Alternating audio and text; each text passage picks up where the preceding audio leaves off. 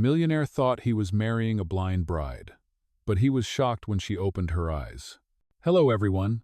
Before we begin today's story, I have a small favor to ask. Please hit subscribe and turn on the notification bell so you never miss our channel's new videos. It is quick, free, and the best way to support us in bringing you more dramatic stories. Your support means the world to us. Where are you watching from? Drop your city or country in the comments below. Thank you very much. Now, let us return to our main character. The church bells rang loudly across the city, echoing against the marble walls of the grandest cathedral in town. Rows of guests in glittering gowns and tailored suits whispered to each other, their eyes shifting between the polished altar and the closed wooden doors at the back. Today was not just another society wedding. This was the union of a powerful millionaire and the mysterious bride who, according to every gossip column, could not see the world around her. Whispers rippled through the pews. Why would he marry her? One guest murmured. It must be a business arrangement, another replied. The entire city had speculated for weeks. Some pitied her, the blind bride. Others judged him, the cold groom who never smiled. But no one truly knew the secret about to unfold.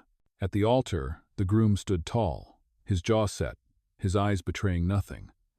He wore a black tuxedo, the fabric catching the golden light from the stained glass windows. This was not the picture of a man in love. This was a man fulfilling an obligation. His fortune, his reputation, even his family name demanded this marriage. He convinced himself it was only a contract, a means to an end. But somewhere deep inside, a flicker of doubt lived. Why did she agree so easily? The doors creaked open, and silence swallowed the church. There she was. The bride in a flowing white gown, a delicate veil covering her face, her hands steady as she walked down the aisle guided by her bridesmaid. Every step was deliberate, graceful. But the guests stared at her eyes, hidden behind the veil. Was she truly blind? Or was this another layer of the mystery? The groom felt his chest tighten. He had seen countless women fall at his feet, dazzled by wealth and power. But this woman was different. She carried herself with quiet dignity, not desperation. When she reached the altar, she did not tremble. Instead, she stood tall, chin lifted, as though she was not afraid of him, or the whispers, or the gilded cage she was about to enter. The vows began, spoken in the steady voice of the priest. He repeated them coldly, almost mechanically. When it was her turn, her voice rang clear, soft but unwavering. The guests leaned in, stunned by the confidence behind each word. The groom glanced sideways, expecting to see fragility. Instead, he saw strength. And then, in a fleeting second that no one else noticed, he swore her eyelids fluttered beneath the veil. His heart skipped. Did he imagine it?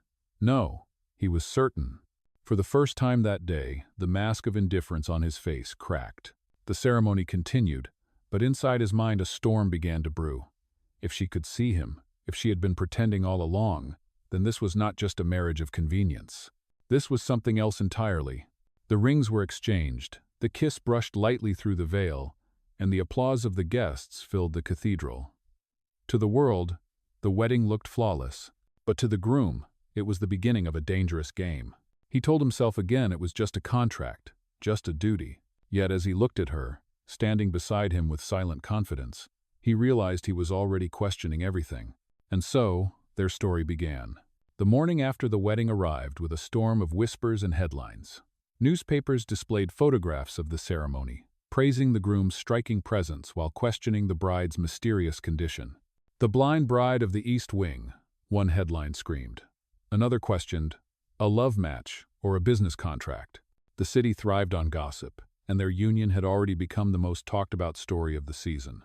Inside the vast dining hall of the mansion, the long mahogany table was set for two. Crystal glasses gleamed, silverware shone, but the atmosphere was heavy with unspoken tension. The groom sat at one end, scanning documents between sips of black coffee. He looked every bit the businessman who lived on contracts and negotiations rather than emotions. At the opposite end, the bride entered quietly, her white silk robe brushing against the polished floor.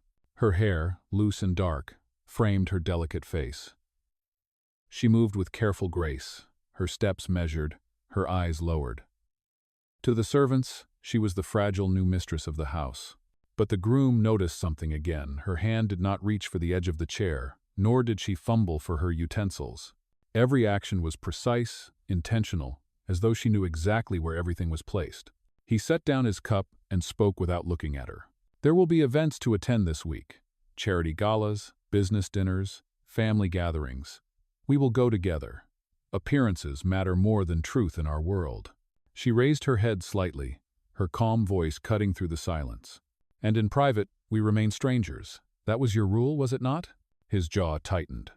Her ability to repeat his words unsettled him, as if she were reminding him of his own coldness.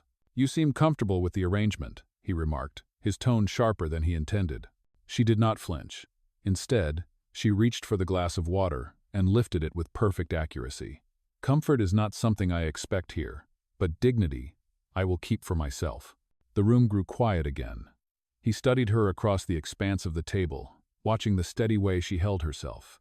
He wanted to dismiss her as a pawn in a family bargain, but something about her unshaken composure drew his reluctant respect. Later that day, the mansion's corridors echoed with footsteps and the rustle of staff preparing for the week's first social event. She stood in front of the mirror in her dressing chamber, the veil gone, her eyes hidden behind long lashes. Her maid fussed with the gown, adjusting the jewels at her wrist, but she dismissed the girl gently and stood alone. For a moment, her reflection stared back with clear, unclouded eyes. A dangerous truth flickered there before she let her lashes fall again. The groom entered without knocking. His presence filled the room, dark and commanding. He stopped short when he saw her standing tall before the mirror, her posture regal, her chin lifted. For an instant, he could swear she was looking straight at him. But when she turned, her gaze drifted slightly away, as though searching in the dark. His suspicion deepened. He stepped closer, his voice low. You wear the role of a blind bride very well. Her lips curved faintly. And you wear the role of a husband who does not care even better. The words landed heavy, daring him to react. Yet instead of anger, he felt an unfamiliar pull, as though the walls he had built were beginning to crack. That evening, as the carriage rolled toward the glittering ballroom where society's eyes would be on them, he glanced at her sitting gracefully beside him. She held her hands folded, serene, untouchable. To the world, she was a fragile ornament. But to him, she was becoming a riddle he could not solve. And with every passing moment, the thought gnawed at him if she truly could see, then this marriage was no longer a safe contract. It was a trap, one that could unravel everything he thought he controlled. The ballroom glittered under 1,000 golden lights. Crystal chandeliers sparkled overhead. Violins filled the air with soft music, and the polished marble floor reflected the movement of silk gowns and black tuxedos. The elite of the city had gathered, eager to see the couple whose marriage had become the latest obsession of society gossip. The groom entered first, his arm offered to his new bride. She accepted it lightly, her hand poised but distant, her face half hidden behind her dark lashes. Guests turned their heads, some whispering with pity, others with curiosity. A blind bride in a world of wealth and power was a spectacle few could ignore. He led her through the crowd, every step measured, every nod calculated. To the world, he was the perfect host, the devoted husband who brought his fragile wife to stand proudly at his side. But inside, his mind raced. Every subtle movement of hers, every time her foot stepped confidently without hesitation, gnawed at him. He wanted to dismiss it as coincidence. But the suspicion grew louder with each passing moment. When they greeted the mayor and his wife, the bride curtsied with flawless precision. Her voice was clear and composed as she thanked them for their kindness. "It is very gracious of you to welcome me," she said, her tone neither timid nor uncertain. The guest smiled warmly, charmed by her poise, but the groom's jaw tightened. A woman who could not see would have stumbled. She had not. Later, when the orchestra struck up a waltz, the groom extended his hand. The ballroom fell into silence as guests whispered in anticipation. Would she dance? Could she dance? She placed her hand in his, steady and unafraid. They moved onto the floor, and to the astonishment of all, her steps matched his, perfectly. She glided as if she had been trained for this very moment, never faltering, never revealing weakness. The crowd gasped, applause echoing through the hall. "How graceful," someone whispered. "Perhaps love gave her strength." another suggested. The groom, however, felt a storm building in his chest. He leaned close, his lips near her ear, his voice sharp, though no one else could hear. "You walk like a woman who sees the world." "No." Her breath caught for the briefest moment, but then she tilted her head with a faint smile. "Or perhaps I listen better than others do." Her answer disarmed him. He wanted to press further, to tear away the mask, but the eyes of the entire ballroom were on them. He forced a smile and continued the dance, his grip on her hand tightening as if to anchor himself. When the music ended, thunderous applause filled the room. She bowed gracefully, her lashes lowered once more, her expression unreadable. The groom led her away, but inside he was unraveling. Back in the carriage that carried them home, the silence between them was heavy, charged with unspoken truths. He studied her profile in the moonlight, her serene face, the calm strength that radiated from her. She was not the helpless bride society believed her to be. She was hiding something, something that could shatter the fragile contract they had both agreed to. As the wheels rolled over the cobblestones, one thought burned brighter than the rest. If she had been deceiving him from the beginning, then he was no longer in control of this marriage. And for a man who had built his empire on power and control, that realization was more dangerous than any rumor whispered in the ballroom. The days that followed the ball only deepened the tension between them. Outwardly, they played the roles perfectly. The groom escorted his bride to charity luncheons and boardroom dinners, their hands lightly touching, their faces composed for the cameras. To the watching world, they looked like a picture of grace and wealth. But behind closed doors, the distance between them grew sharper, filled with glances that lingered too long, and silences that spoke louder than words. One evening, a sudden rainstorm swept through the city. The two of them returned to the mansion after a dinner with business partners, the wind howling as lightning cracked across the sky. As the servants rushed to shut the heavy doors, the bride's delicate shoes slipped on the wet marble steps outside. Without thinking, the groom reached out and caught her, his arm firm around her waist. For a moment, their faces were close, and he felt her heartbeat race against his chest. "You saved me," she whispered, her voice trembling slightly though her body remained steady. He pulled back quickly, his tone clipped. "Do not mistake instinct for affection." Yet the truth was clear. His hands had acted before his mind could stop them. He had not wanted to let her fall.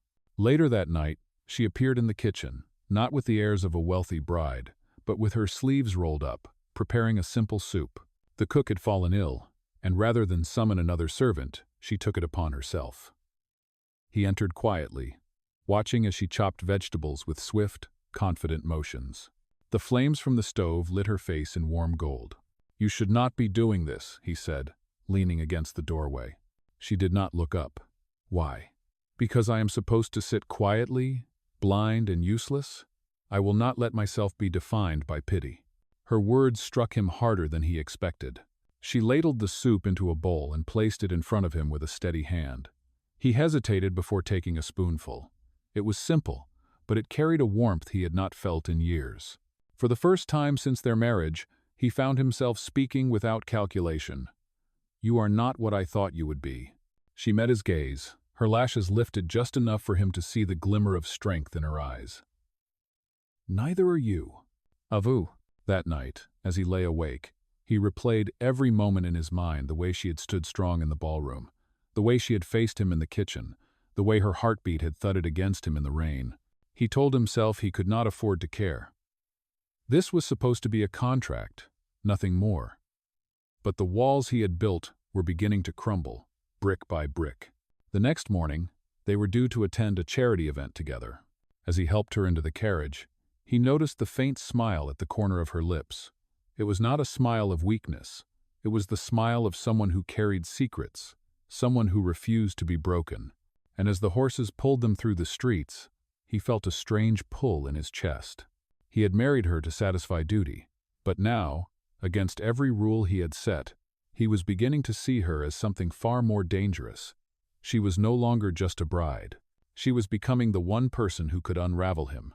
The charity event was meant to be routine, another evening of polished appearances and shallow conversations. The ballroom glittered with chandeliers.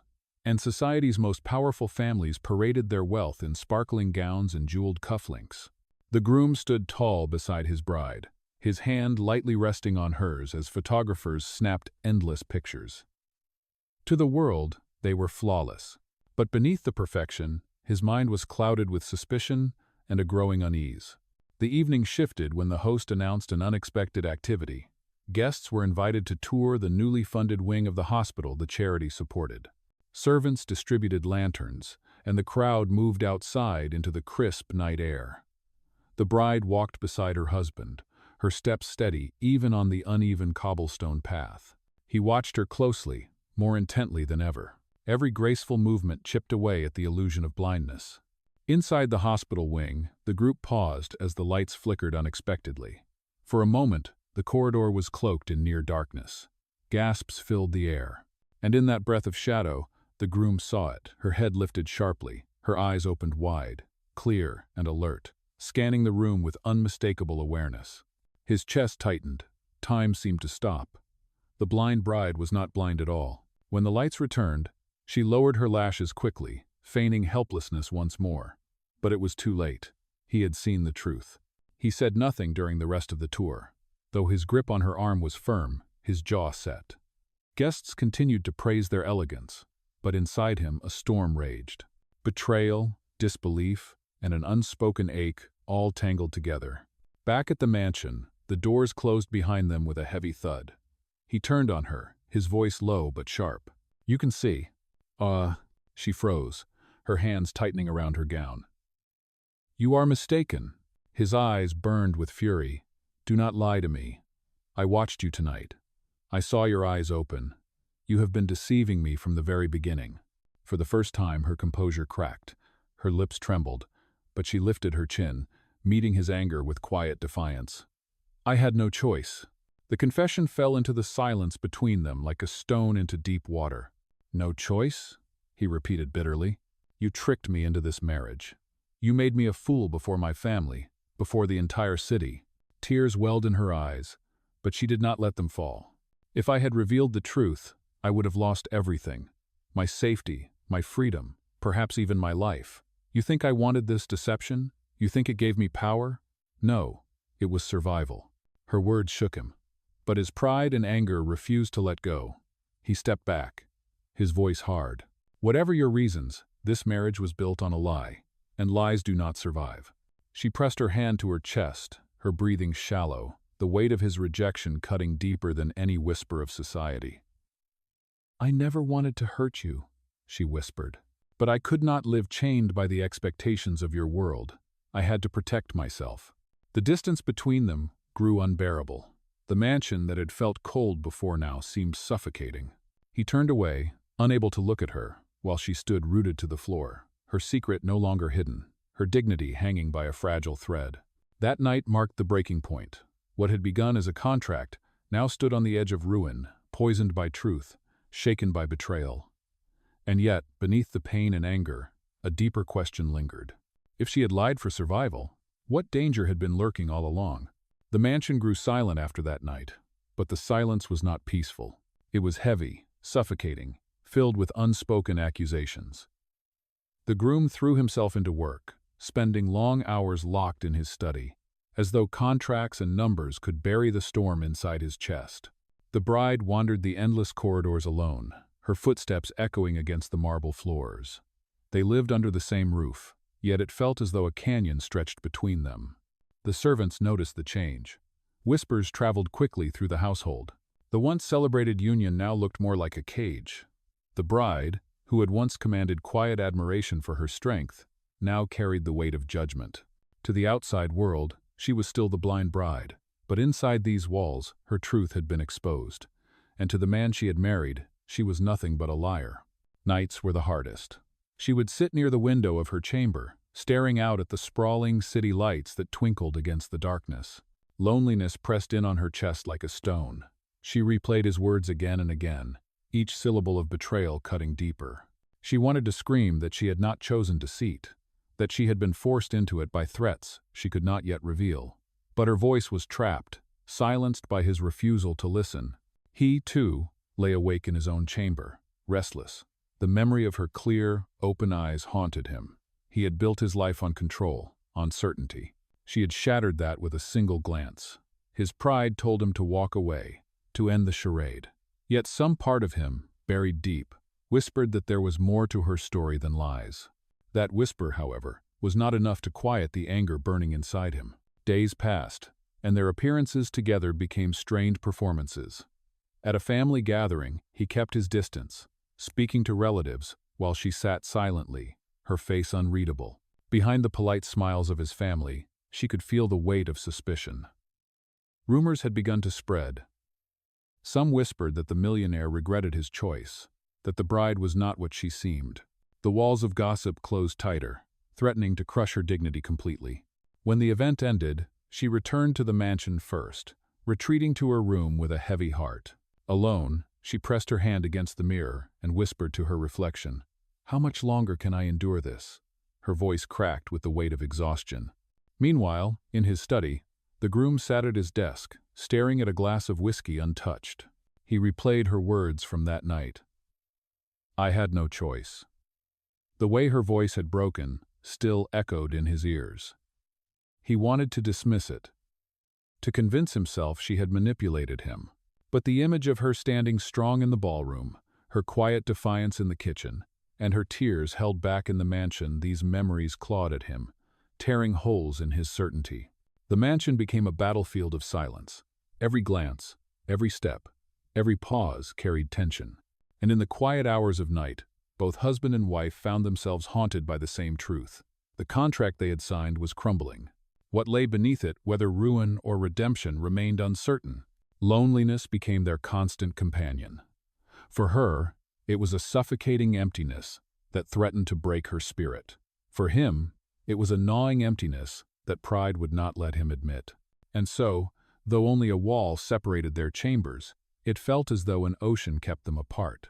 The marriage had not ended with signatures or declarations, but with something colder: silence, distance, and the hollow echo of two hearts breaking in the same house. One morning, the bride stepped out of the mansion with her head held high. The gossip and the whispers had followed her for weeks, but she refused to let them break her. If her husband would not believe her, then she would prove her worth to the world in her own way. She threw herself into charitable work, visiting orphanages and hospitals, standing before crowds who had expected a timid woman and finding themselves stunned by her strength. Word began to spread, not of scandal but of admiration. "She is not weak," people whispered. "She is courageous." Her calm voice and determined spirit touched those who had nothing to do with wealth or power. In helping others, she rebuilt the dignity that betrayal had threatened to steal from her. The groom heard the reports through the business pages, through associates who spoke of her with unexpected respect. Each word unsettled him. He remembered the woman who had stirred suspicion in the ballroom, who had challenged him in the kitchen, who had whispered in pain that she had no choice.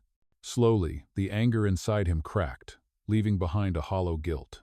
Had he judged her too quickly? Had his pride blinded him more than any veil ever could? One evening, he found himself drawn to the charity office, where she had been working tirelessly. He stood in the doorway, watching as she organized donations, her sleeves rolled up, her hair falling loose around her face. She did not see him at first. She moved with quiet determination, carrying boxes, speaking kindly to volunteers. This was not the image of a deceiver. This was the image of a woman who fought every day to protect her dignity. When she finally noticed him, she froze, her eyes wary. The silence between them stretched. At last, he spoke, his voice lower than she had ever heard it. "You did not have to do this." She straightened her shoulders, her chin lifted. "I did. Because if I do nothing, they will define me by lies. I will not let that happen." Something shifted inside him then. For the first time, he saw not the deception, but the courage that had carried her through it. And as he watched her return to her work, he realized that the choice before him was no longer about pride or betrayal. It was about justice. If he truly believed in honor, then he had to face the truth. She was not his enemy. She was the only person brave enough to stand against the same chains that bound him. And now, he would have to decide whether to keep living in silence or to fight by her side.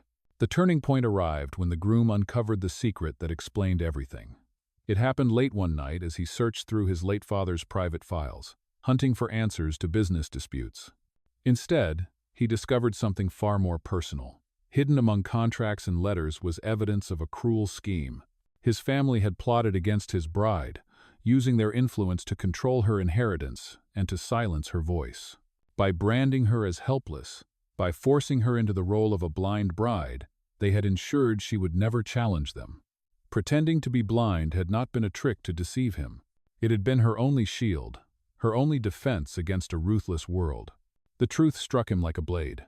He saw her face in every memory, the graceful composure at the wedding, the strength in the ballroom, the defiance in the kitchen, the tears she refused to let fall when he accused her. Shame burned through him. He had judged her, condemned her, and pushed her away without ever asking why. Now he knew. She had carried a burden too heavy for anyone to bear, and she had carried it alone. The following afternoon, he sought her out. He found her at the orphanage where she had been working tirelessly, her sleeves rolled up, her hands guiding children with gentle patience. The children adored her, clinging to her gown, laughing when she smiled. Volunteers whispered admiration, describing her as a woman who gave more than she ever received. For a long moment he simply watched, his heart heavy with regret. When the crowd thinned, he approached. She turned at the sound of his footsteps, her eyes wary, her voice steady but cool. "Why are you here?" He hesitated, struggling to find words strong enough to carry his guilt. At last he said, "Because I know the truth now. I found the letters. I saw what my family did to you. You were never trying to fool me. You were fighting to survive." Her expression remained guarded, though her lips trembled. "And now that you know, what will you do? Accuse me again? Pity me?" He shook his head, his voice raw with sincerity. "No. I am here to say I was the blind one. I let my pride and my anger blind me to who you really are. You were not my enemy. You were my ally all along, and I failed you." Her defenses wavered, the strength in her eyes flickering with the weight of his words. He stepped closer, lowering his voice. "I do not ask for forgiveness. I only ask for the chance to fight beside you now, not as part of a contract, not as an obligation, but as a choice. My choice." For a long silence she stared at him, searching for any trace of mockery or insincerity. But all she saw was truth. Slowly, she nodded. "Then stand with me. Not in shadows, not in silence. If you mean this, stand where everyone can see." Together they left the orphanage, side by side. When they returned to the mansion, their steps were no longer those of strangers bound by duty. They walked as partners. The halls that had once echoed with suspicion now trembled with the promise of change. For the first time since the wedding, she no longer felt like a prisoner of lies. And for the first time in his life, he no longer felt like a prisoner of pride. A fragile hope rose between them, fragile yet fierce, whispering that redemption was still possible. The confrontation with his family could no longer be delayed. In the great hall of the mansion, the groom gathered the people who had once dictated every choice in his life. They had arranged the marriage, manipulated the story of the blind bride, and sought to control her inheritance for their own gain. But now he stood before them with his wife at his side, and his voice carried a weight they had never heard from him before. "You believed you could control her by making her appear helpless," he declared. "You believed you could control me by binding me to a loveless contract. But you were wrong. You mistook dignity for weakness. You mistook survival for deceit. And now, I will not allow this cruelty to continue." Gasps echoed through the room. The elders tried to dismiss his words, to belittle his bride. They called her a liar, a deceiver, a woman unworthy of their fortune. But the groom silenced them with a single truth. "She is the strongest person in this room. She endured humiliation, gossip, and betrayal, all while carrying the weight of your schemes. If you call her a liar, then I stand as one too, because from this day forward, I am with her." The bride lifted her chin, her clear eyes meeting the shocked faces before her. The veil that had once concealed her was gone forever. She did not need to hide any longer. Her strength shone in every word as she said, "I was forced into silence. I was forced into shadows. But no one will force me again. I am not blind, and I am not afraid." The power shifted in that moment. The family that had believed themselves untouchable faltered under the weight of truth. Their plans collapsed, their voices shrinking in the face of his defiance and her courage. News of the confrontation spread beyond the mansion walls. The city that once mocked the blind bride now admired her as a woman of resilience and integrity. The scandal that had threatened to destroy them transformed into a story of justice, a tale of love that had risen from betrayal. People spoke not of deception, but of redemption. Weeks later, the couple chose to hold a second wedding ceremony. This time, it was not in the gilded cathedral filled with whispers, but in a sunlit garden, surrounded by only a few trusted friends. The bride walked down the aisle in a simple gown, her eyes uncovered, her steps steady. She did not need to be guided. She did not need to pretend. She walked freely, every step a declaration of truth. The groom waited at the altar, not as a man bound by duty,